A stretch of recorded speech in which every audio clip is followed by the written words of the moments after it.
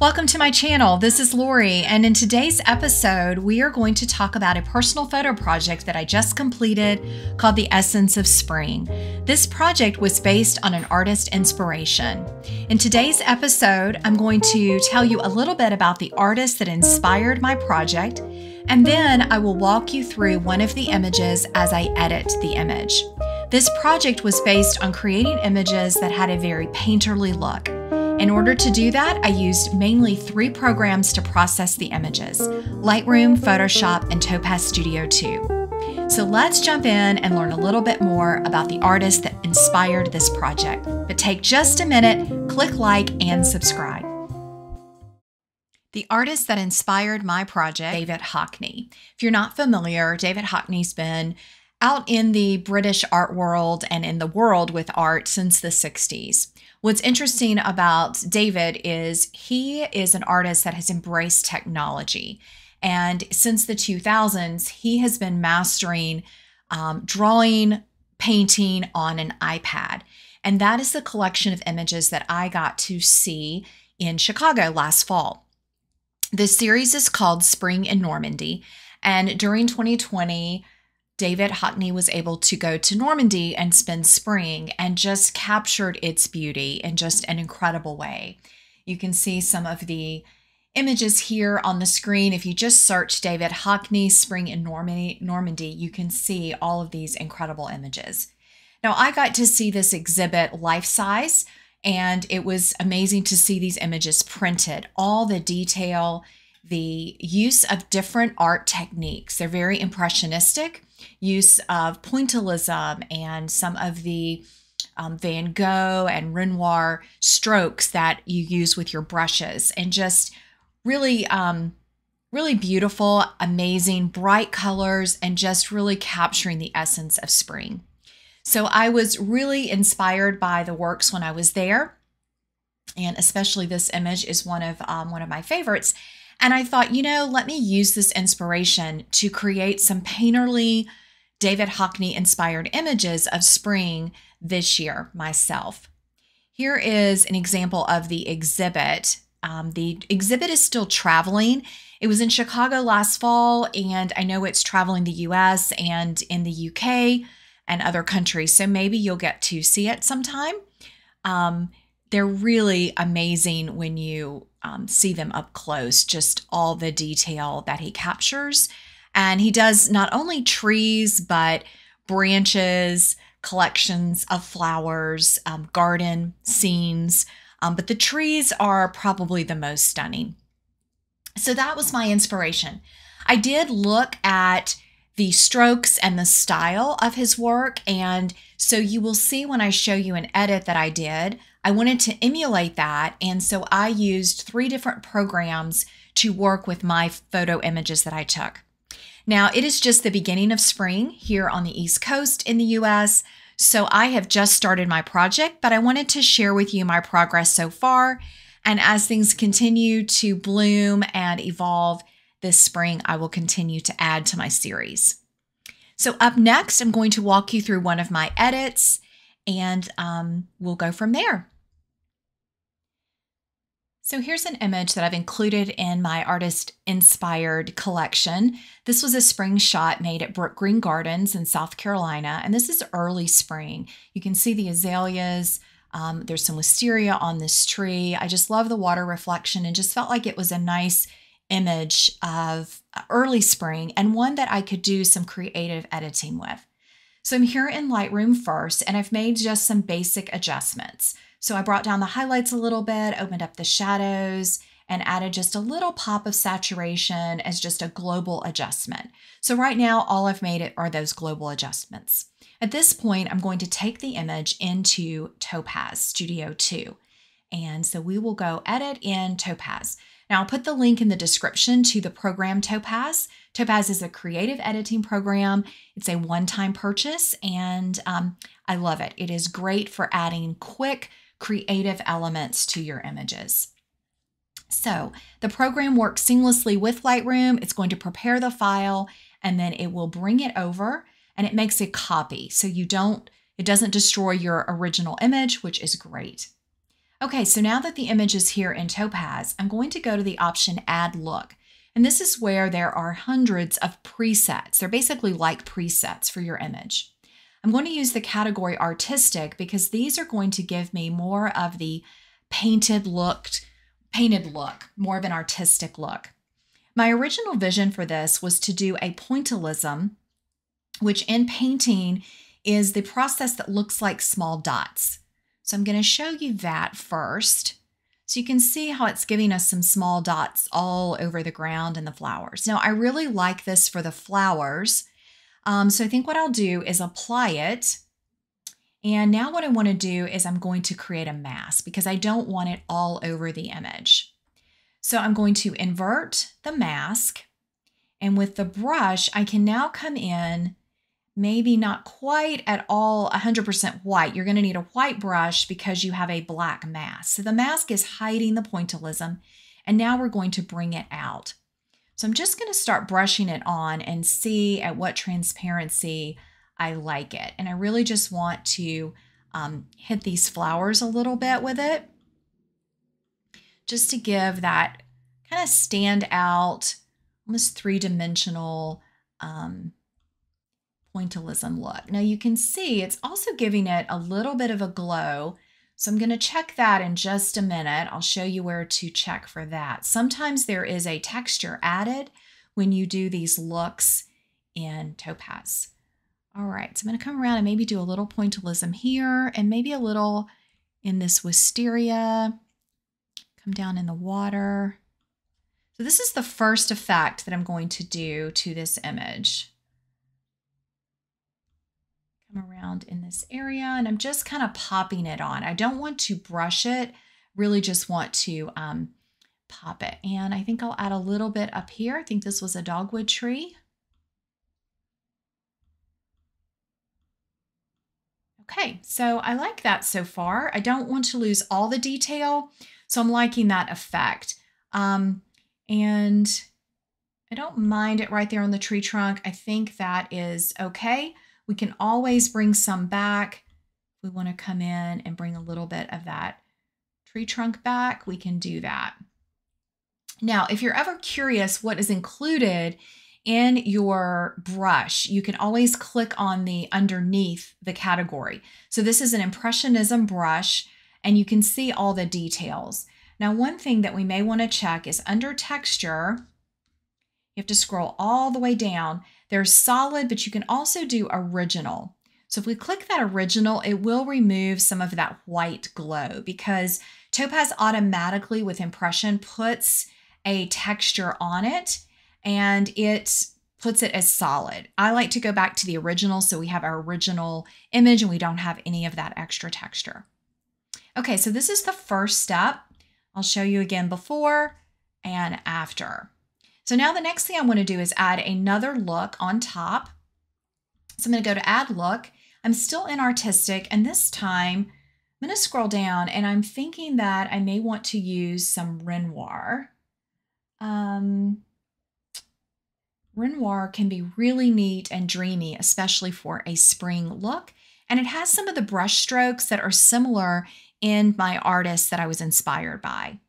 So when I started this study, I really looked at the brush strokes that the artists use and the different types of painting so that I could imitate it just a little bit. All right, so I'm going to come in and probably keep this at about 50, maybe even 60%. I love what it's done in the clouds and some of the detail here in this area. So I'm going to apply. And now I'm going to apply a mask again. And this time what I want to do is grab the brush and I want to add about maybe not quite 50%. I want to bring back some of that pointillism that we had added. So let's go ahead and bring this almost to the black. I want to really bring back the detail, in these flowers so that it doesn't just look like I want that pointillism to come out. So now as you see with this, I am revealing what's underneath the Renoir, which is pointillism. So I'm just going to bring some of that back. So the great thing about Topaz is the masking is really easy. So if you're not familiar with masking, I think you can master it really quick using this program. It's really easy to do. Okay, so I like that much better. I'm going to come up here to my tree and I want to bring back the pointillism because I just love all those dots. I think that's really a lot of fun.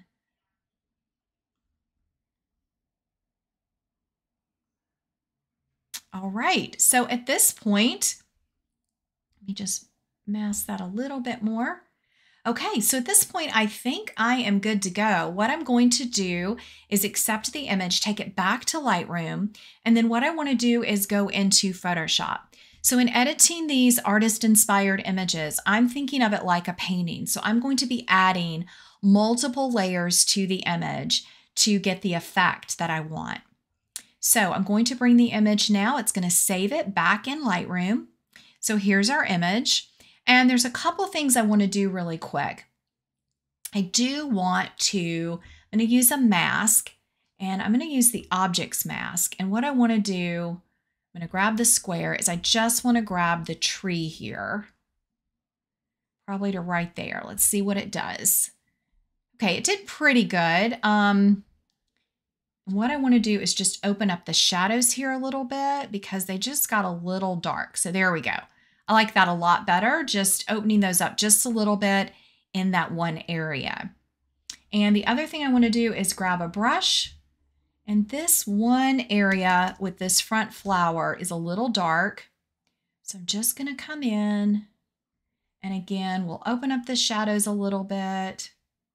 And maybe add just a little bit of whites. And maybe a little exposure. Maybe bring that down here just a little bit too. So I'm just going to kind of pop around these flowers. Just really, again, thinking about painting versus editing a photo. It's a little bit different, your thought process. And let's brighten up these grasses too, just a little bit in the shadows.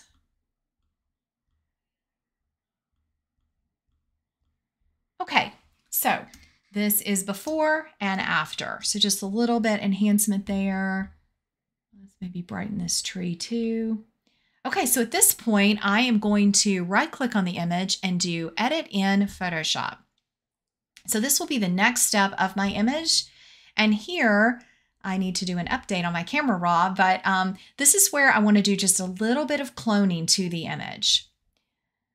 And I'm going to use a brush as well. So the first thing I'm going to do is duplicate the background layer, and let's go over to the clone tool. And my idea was to just add a little bit more of these flowers. So using the clone tool, I'm going to come over, click on the option key to get my target, and then I'm just going to place some more of these flowers just around here a little bit, just to give it just a little more whimsy since we are creating a painting image. So I'm just going to duplicate some of these flowers and using the clone tool to just stamp around. You do have to be careful and make sure I don't want to impact the shadow here. I'm going to come around, to this area. And then over here with this tree, I may just, add a little bit more. And with the wisteria, come in and just maybe add a couple more bunches in the tree. And then also kind of duplicate down here in the water. Now, what's great is when you have these images that are so impressionistic, your cloning will not be as obvious. So that's a nice trick to cloning something. All right, and then if I look at the image, I may add a little bit more of these petals in some different spots, just kind of cloning around, making it look natural, but also bringing out some more of the details.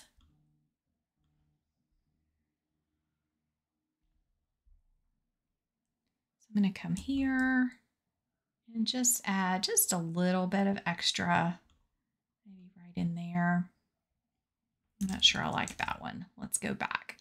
Okay, I think that's probably it. I could try adding maybe some right there just for fun, like it's kind of falling down.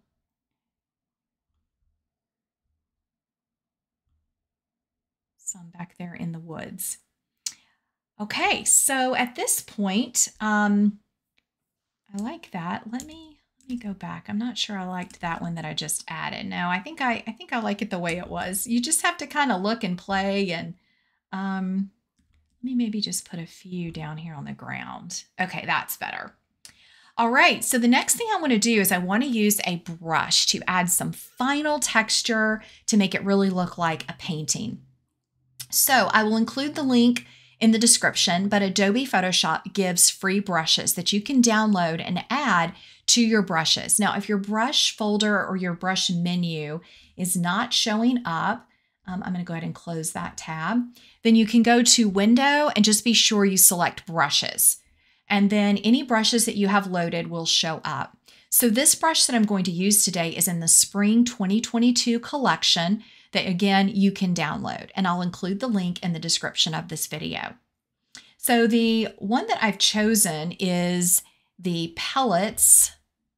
And there's two pellet options. And I think you see the difference in them. I think one is just maybe a little bit smaller than the other. So what I'm going to do is duplicate this layer. I'm going to go ahead and call this one brushes so I don't get mixed up. And this one was my clone. Okay, so we're going to go to our brushes layer, and I've selected this pellets. And what I want to do now is select this sky color. I'm going to choose this kind of medium blue. And I'm going to go to the brush now. And I only want, let's start at maybe 20-25% opacity. And I've got the brush really large, and I'm just going to come in and start adding some of this painting effect. And I'm just kind of brushing this on to add some texture up here in the clouds. Kind of coming around with it. And I can increase the opacity. I want to add, the great thing about these brushes too is they alternate their directions. So it really gives it a custom, kind of customized look. All right, so that's kind of fun. And then I want to do the same thing in the water, but I'm going to change the color. I'm going to come down and select the watercolor, grab my brush again. We're still at 35% opacity. And I'm just going to brush in here, giving some of that sky reflection down in the water. And the great thing is you can decide to lower your opacity on the entire layer if you want it to be even softer. I think probably at 80% works for me. I don't want it to be too dramatic, so I like that it's just a little bit softer. And I could come in and continue to work with the colors if I wanted to get this kind of lighter, almost white color, and come back in with the brush. I could add some more of that around the area to just kind of build these layers up.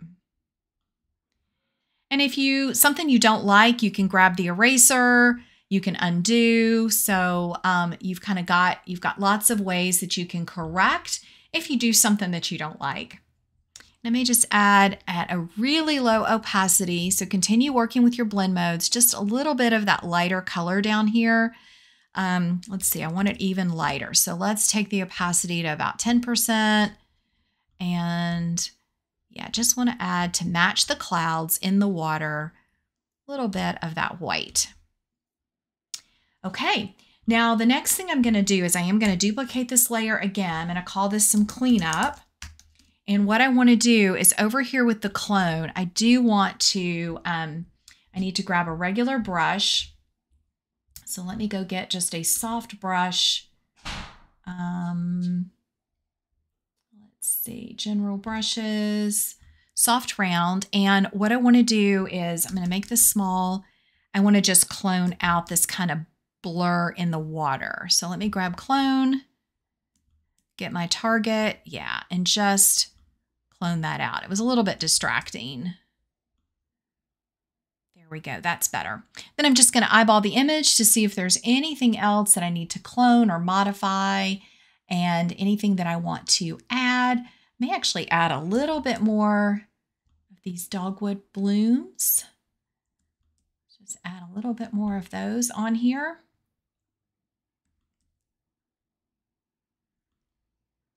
Just for fun. All right, and I think that that is it for this image. Now I could overlay a texture if I wanted. I could also do a stamped layer, which is Command-Option-Shift and the letter E. And then if I wanted to add an overall texture, I could go to Image Mode. I need to make it an 8-bit image. Then I can go to Filter, Texture, and I'm going to go to Texturizer.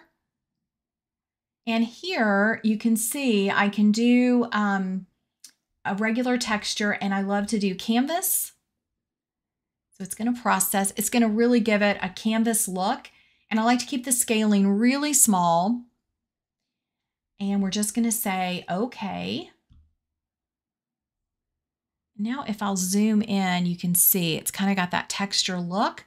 And we can reduce the opacity on that if you don't want it all the way. So maybe at about 50%, 60%. Let's see. Let me zoom in and see it without. It's very, very subtle. Very subtle. So even if I take it all the way up,